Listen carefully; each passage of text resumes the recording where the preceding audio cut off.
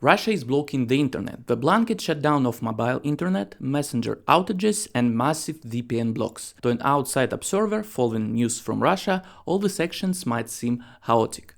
Why? Because the bans are rolled out slowly and unevenly. Sometimes restrictions are even reversed. It's still not entirely clear, is the Russian internet becoming sovereign or not? Unlike China, there the Great Firewall was built alongside the development of the internet itself, Russia had one of the freest and most commercially developed internet segments in the world for 2 decades. But now they are slowly tearing this infrastructure down. And doing this during a major war is not easy. Looking at the situation today, it's safe to say that Russia has passed certain critical points in the internet ban. The Russian government is pushing hard to completely block Telegram.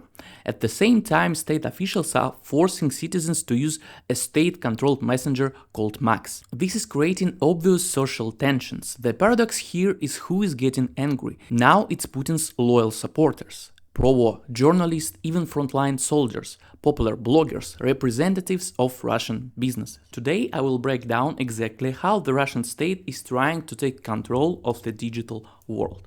I'll look at the history of this process and I'll tell you if Russia is heading for total digital isolation. Will there be a sovereign internet in Russia?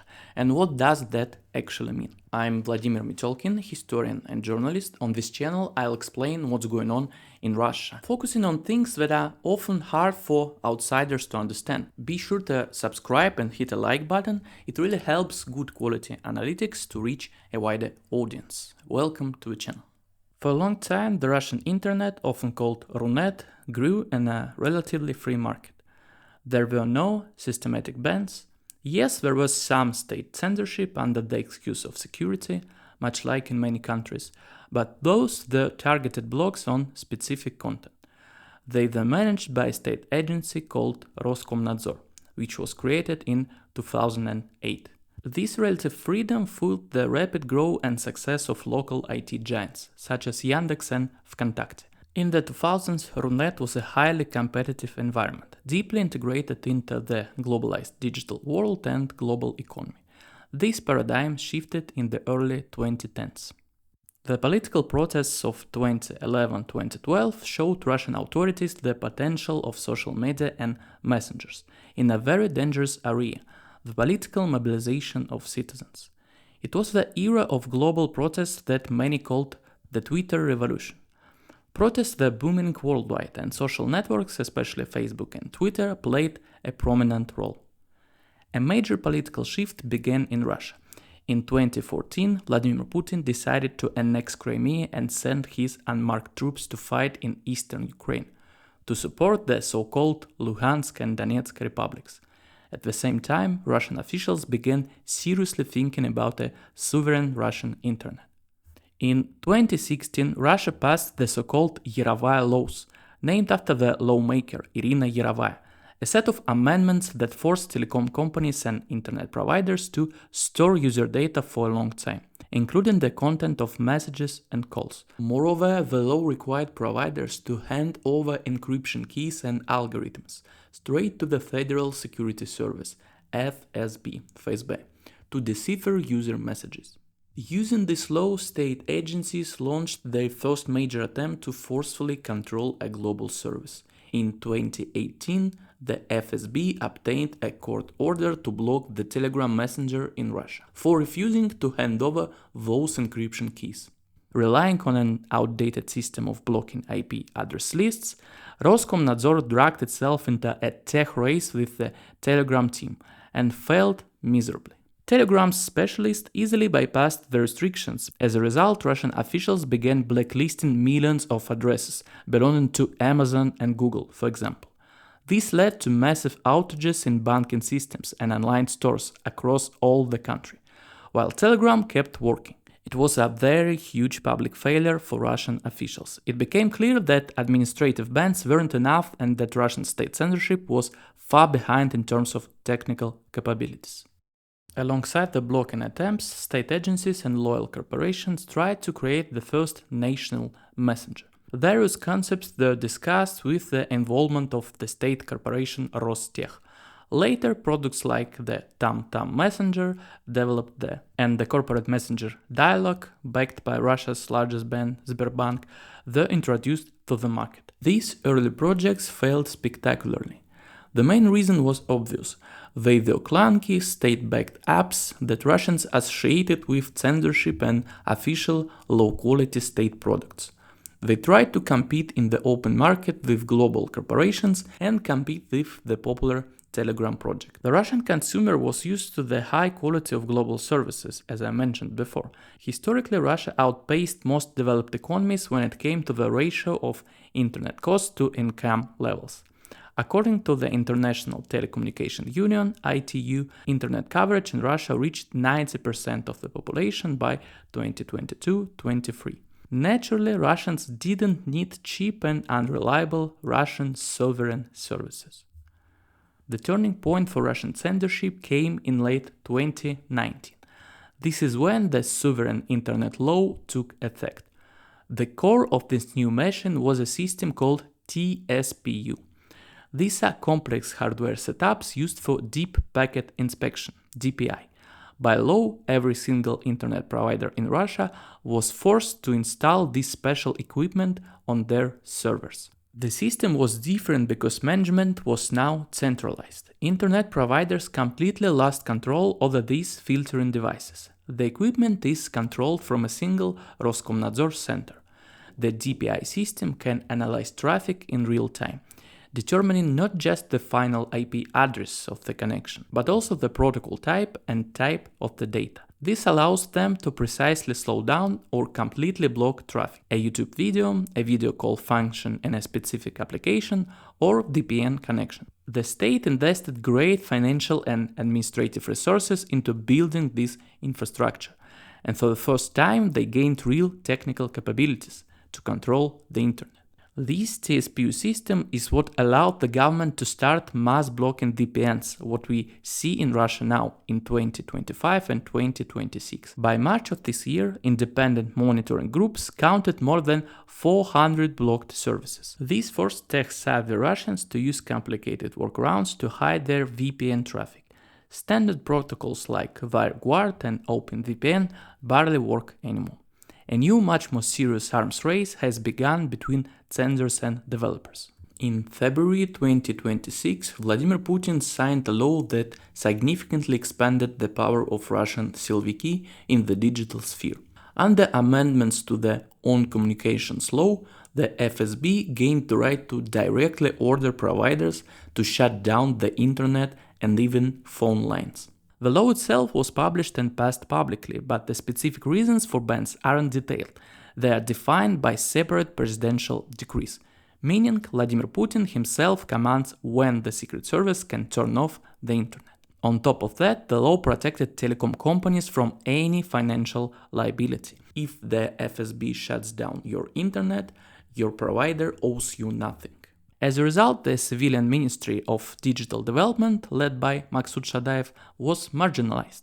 Civilian officials are trying to find a balance between censorship and saving the digital economy, while Silviki just want a simple switch to turn the internet off. Some experts and analysts emphasize that the conflict between the security bloc and the technocrat officials is escalating. Another result of this power imbalance showed up in April this year. Under pressure from the authorities, Russia's largest digital platforms, marketplaces Ozon and Wildberries, the streaming service Kinopoisk, and banking applications started forcefully blocking users who had a VPN turned on. If a company refuses to introduce this measure, it faces administrative cases, heavy fines, and the risk of being blocked entirely in Russia.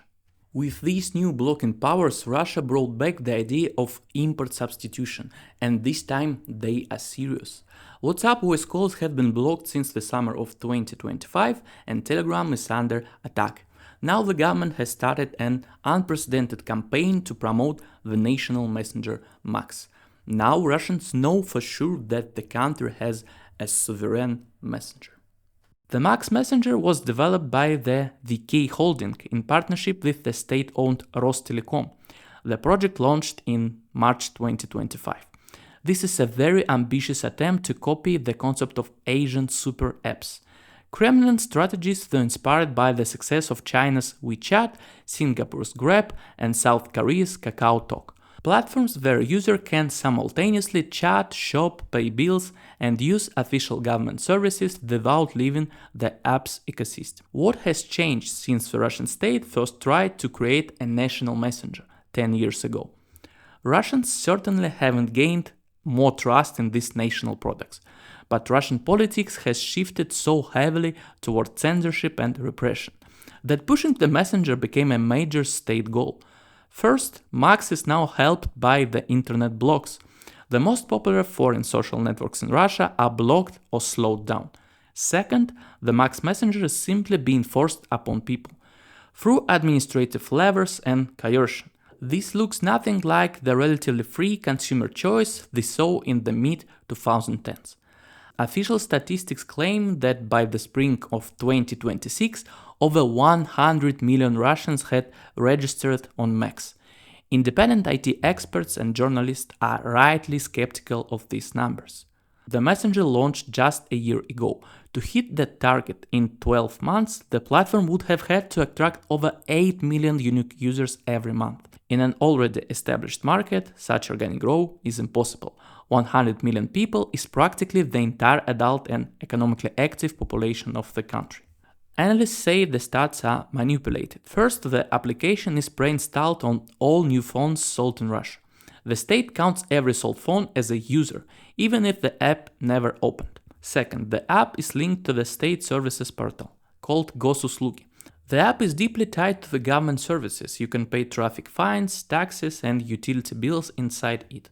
It has digital school diaries and public transport tickets.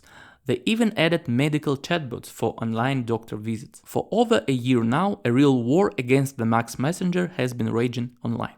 It's one of the most popular topics on social media in Russia. Russian bloggers and journalists quickly realized that criticizing Max is a massive niche that really hits a public nerve. Russians clearly don't like being forced to hand over their personal data and messages to a service totally controlled by security forces. Despite years of blocks and slow speed, foreign apps are still the most popular in Russia. According to independent metrics, WhatsApp, even if voice calls degraded, still holds the top spot for daily audience reach and everyday communication. YouTube remains the absolute monopoly in video hosting, and blocked social networks maintain a core of tens of millions of active users who connect daily via VPNs. Naturally, tech experts immediately found vulnerabilities in Max. It's not just that this messenger is essentially a personal police officer in your pocket, as people in Russia say now. It's that officials could accidentally leak your data because the product has so many security holes. It doesn't even have end-to-end encryption. As often happens in Russia, the people are resisting this however they can, using various folk methods. Funny videos went viral on Instagram, where people just talk to their phones, saying, "Hey, since you're listening anyway, what time is my doctor's appointment?" People share survival guides online. The most popular trick? Buy a cheap secondary Chinese phone. Put Max on it for your boss or your kids' school teachers, then continue to use your real phone for actual conversations, as usual, keeping Silviki out of your private life. But the biggest blow to the app's credibility comes from the top. Russian officials and bureaucrats actively refuse to use it. Even Putin's own press secretary Dmitry Peskov admitted he and his colleagues still use Telegram. How popular do you think a messenger can be among the people when the state pushes it so aggressively, but state officials don't use it themselves? Many people think that a sovereign internet is just strict censorship and blocked websites. Technically, it's a much deeper concept. It's the ability of a national network to function completely autonomously, even if the country is physically disconnected from global networks. In the ideal world of Russian security forces, if you cut the cable, you won't be able to access the global web, but inside the country, banks, factories and whitelisted apps like Max Messenger will keep working perfectly. Analysts call this the splinternet, the splintering of the global web into isolated national chunks. So, what can we compare Russia to? Analysts usually state that there are 3 different models of authoritarian internet in the world. The North Korean model. For the absolute majority of the population, there is no connection to the outside world. Inside, there are a few thousand state-approved domestic websites, and absolutely no anonymity. Russia won't go down this path. Its economy is too large and too deeply tied to global digital trade. The second path is Chinese, the famous Great Firewall. This model was built from scratch, creating a different reality. The Chinese internet is always connected to the world for a massive Chinese trade, but there is a national filter at the border. Foreign services were blocked before they could ever become popular, and powerful domestic monopolies grew in their place, such as WeChat and Alibaba. But for Russia, the train left many years ago, probably during the first Putin's term. I'm going to say this again. The Russian internet already grew up as a free part of the global market. The third model is Iran, and this is the blueprint for what the Russian government tries to build today. Like Russia, Iran had access to the global web for a long time, when it was hit by harsh sanctions and domestic protests. In response, Tehran began building what they call the National Information Network. The Iranian model is a two-layer system. The global internet isn't completely shut off, but is deliberately made very expensive, incredibly slow, and heavily blocked. To use standard apps like WhatsApp or Instagram, Iranians struggle on a daily basis with VPN blocks. Meanwhile, the sovereign part of the internet runs at high speeds. It's heavily subsidized by the government, and local services are much cheaper for citizens to use. But facing external intervention, Iran now uses total shutdown methods. The political tension here is quite clear. Russia is marching down the Iranian path. The state cannot simply press the off shutdown switch. It would severely damage its own economy. Instead, Russian officials have chosen a strategy of so-called managed degradation. The goal is to make using tools of the global internet so exhausting that ordinary people give up and switch to the state-controlled options. But here is the VPN trap. A VPN basically encrypts your data. Then an Iranian turns on a VPN, the local internet provider can no longer see exactly which website the user is visiting. As a result, using a VPN burns through a mobile data plan several times faster. This simply makes bypassing censorship too expensive. This economic barrier proved to be much harder to overcome for the average Iranian than the actual technical blocks. A class divide started to show based on what kind of internet people could afford to use. Moreover, this setup allows the state to at least partially recover the massive costs of blocking the internet. Right now, we have talks in Russia about introducing the same pricing system for VPN services and foreign traffic. Despite the obvious similarities in their political methods, the economic consequences for Russia will be much worse. There are three fundamental differences. First, depth of digitalization. Iran started building its national information network in the early 2010s, then the economy wasn't fully digital yet. But Russian banking, delivery systems, and online retail are some of the most advanced in Europe. When the internet drops in Moscow or Yekaterinburg, it causes much bigger financial issues than in Iran. Second, logistics and size. Russia is the largest country in the world, and it's critically dependent on complex logistics. Managing these supply chains is heavily automated and relies on cloud services. Third, the cost of cloning. Historically, Iran's economy relied more on cash and the shadow market. In Russia, by 2022, the share of cashless payment reached a phenomenal 80%, one of the highest rates in the world. Every hour of an internet shutdown in Russia drains billions of rubles from the legal economy, simply because payment terminals cannot connect to the banks. But here's the most interesting part of the whole situation. It seems that for the first time in 26 years, Putin's regime is trying to rewrite the so-called social contract between the state and society. And conflicts over internet blocks are playing a major role in this. All this time, even 4 years into the war, Russia has remained a depoliticized society. The state doesn't demand active mass support for the war from ordinary citizens. They deliberately avoid calling it a war, mostly to preserve this illusion of a normal life in big cities. It's just a special military operation. The economy and businesses are straining under the weight of war and sanctions. A creeping redistribution of property continues. Even loyal supporters are fed up with the internet blocks. Polls show that support for Putin is dropping, and most Russians are just exhausted by the war. The big question now, will Putin try to double down even more? That's the biggest question of Russian politics right now. We'll talk about all of this in my upcoming videos. Stay tuned, subscribe to the channel, hit a like button. This is Vladimir Putin. See you soon.